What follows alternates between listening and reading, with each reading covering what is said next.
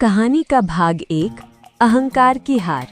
एक घने जंगल में खरगोश और कछुए रहते थे। उनकी पहली दौड़ में खरगोश अपने अति आत्मविश्वास के कारण रास्ते में सो गया और हार गया। इस हार से खरगोश बहुत दुखी हुआ। उसने सोचा और समझा कि वो कछुए की वजह से नहीं बल्कि अपने अहंकार के कारण हारा था। उसने तुरंत कछुए को दूसरी दौड़ की चुनौती दी। कछुए ने खुशी खुशी चुनौती स्वीकार कर ली। दूसरी बार दौड़ शुरू हुई। इस बार खरगोश ने सबक सीख लिया था। वो एक पल भी नहीं रुका।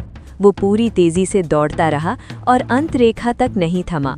स्वाभाविक रूप से खरगोश बहुत बड़े अंतर से वो दौड़ जीत गया। सीख: तेज और प्रतिभाशाली होना काफी नहीं है। आपको अपने अहंकार पर काबू पाना होगा और सफलता पाने के लिए लगातार प्रयास करते रहना होगा। कहानी का भाग 2 ताकत का सही उपयोग। इस हार के बाद कछुए ने विश्लेषण किया। उसे समझ आ गया था कि गति के मामले में वो खरगोश को कभी नहीं हरा सकता। उसने सोचा कि अगर उसे जीतना है तो उसे अपनी ताकत का उपयोग करना होगा। कछुए ने खरगोश को तीसरी बार दौड़ने की चुनौती दी, लेकिन इस बार उसने शर्त रखी, दौड़ का रास्ता वो तय करेगा। खरगोश तुरंत तैयार हो गया। दौड़ शुरू हुई। खरगोश पूरी गति से दौड़ा, लेकिन थोड़ी ही देर में उसका रास्ता एक चौड़ी और गहरी नदी के किनारे आकर रुक गया। अंत रेखा नदी के पार थी। खरगोश नदी पार नहीं कर सकता था। कुछ देर बाद कछुआ वहां पहुंचा। नदी देखते ही कछुए ने बिना रुके पानी में छलांग लगा दी और तैरकर नदी पार करने लगा। कछुआ आसानी से तीसरी दौड़ जीत गया। दूसरी सीख: अपनी कमजोरी पर काम करने के बजाय अपनी ताकत जैसे तैरने की क्षमता को पहचानें और उसका सही जगह और सही समय पर उपयोग करें। कहानी का भाग 3 सहयोग से मिली सफलता।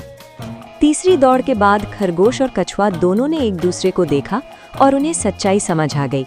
वे जान गए कि दोनों में ही कुछ खास क्षमताएं हैं और कुछ कमजोरियां भी।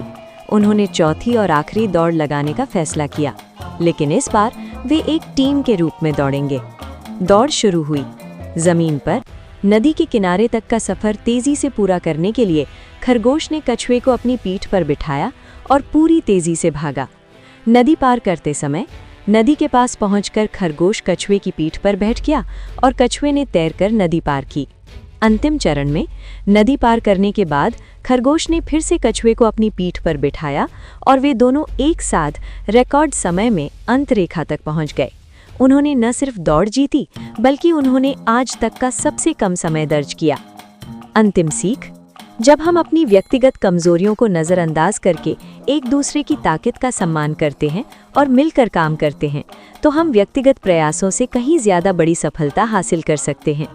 टीम वर्क का मतलब है एक बड़े लक्ष्य के लिए एकजुट होकर काम करना और एक दूसरे को सहारा देना। अगर आपको हमारी ये कहानी पसंद आई हो तो कृपया इस वीडियो को लाइक करें और ऐसी ही और प्रेरणादायक कहानियों के लिए हमारे चैनल को सब्सक्राइब जरूर करें।